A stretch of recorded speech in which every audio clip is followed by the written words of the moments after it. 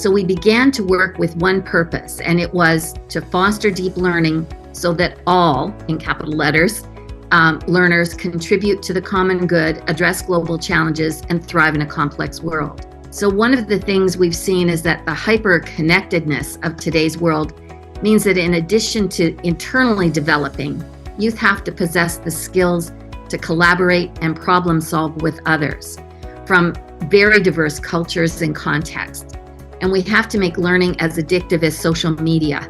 That means lots of interaction in real time and the ability to see results in real time. So Engage the World, Change the World captures the philosophy that students are learning for today. They're not waiting to make use of that learning in a distant future. Well, deep learning is now a global partnership in more than 20 countries. So we started with a very simple question. What do you want students to know, be able to do, and be like?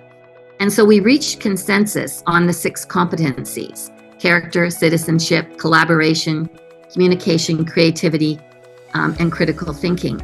So each of those 6 competencies had a set of discrete dimensions that describe the key aspects of each competency, as well as a pathway to develop it. So as global partners, we settled on the word character to describe that inner dimension, the internal attributes that we develop. It's developing the social and emotional traits to be a self-directed learner for life, possessing the tenacity, perseverance, and resiliency to cope, and the ability to demonstrate empathy, compassion, and integrity in action. We then found that we can develop these internally, but we need to see them in life, and that is what we captured in the term citizenship. That is the outward-facing competency. So in our model, that refers to 3 other dimensions: having a global perspective, having a commitment to human equity and well-being, and having a third one, a genuine interest in human and environmental sustainability. Character has actually been taken up quite readily, but it also serves as a catalyst for the other 4. Programs come and go at the whim of leaders, budgets, politics, and trends. From our work in large-scale change over a few decades, Michael Fullen and I knew that deep positive change needs to be rooted in a strong learning culture. Innovations today have to be living entities that evolve. They need a strong clarity of purpose, goals, and strategy to get people mobilized, but then they must be able to adjust and pivot in this rapidly changing world. So deep learning involves a very targeted focus on the learning process, but it is also surrounded by attention to the conditions that help change happen. Our deep learning framework is pretty simple. Because it has to cross context and cultures and many, many countries, those competencies, and they're needed by all learners, both students and adults.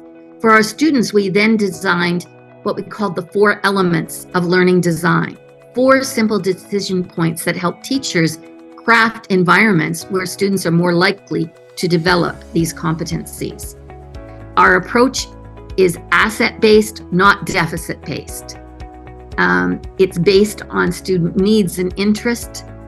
So to support that goal, we design learning, I mentioned, using 4 elements as decision points for teachers. The 2 of these have a lot of impact, we think, on equity and well-being in tandem. Learning partnerships focuses on the relationships, student to student, student to teacher, and to the rest of the community and family. The second element that feeds into that learning partnerships, the relationships, is the learning environment that addresses that culture of learning precisely. Humans need to feel safe and feel that they are valued and that they belong in order to learn effectively. These are the same factors that we know contribute to well-being. New relationships and culture. The learning is more authentic, and so it's inherently more engaging. So the combination of strategies, learning culture, and respectful partnerships that builds an environment focused on success, not deficits. It's mutually reinforcing, and it's helping to move the needle on equity and well-being. But if you look at a young child for 30 minutes, you see the natural curiosity to solve problems, be creative, and communicate. So deep learning harnesses those natural curiosity, social cravings to design learning environments that pose authentic problems and opportunities. When learning has meaning, we see the motivation and engagement explode. As students analyze a problem or situation, they gravitate to wanting to do something about it. Deep learning intentionally develops the 6 competencies so that students have the skills, knowledge, and attributes to be successful in their own lives. We don't see the competencies as competing, but rather as an integrated set. They are all essential, but are called upon with different emphasis for different tasks or interactions.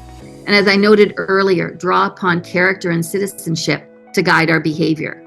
Technology is now in a position to help us reimagine learning. And so that's what we need to focus on as we look at AI that is impacting learning.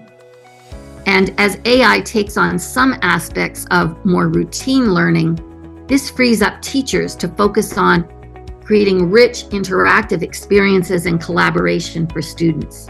In the end, the positive use of artificial intelligence will depend on the degree of sound judgment and discernment of teachers, learners, and leaders.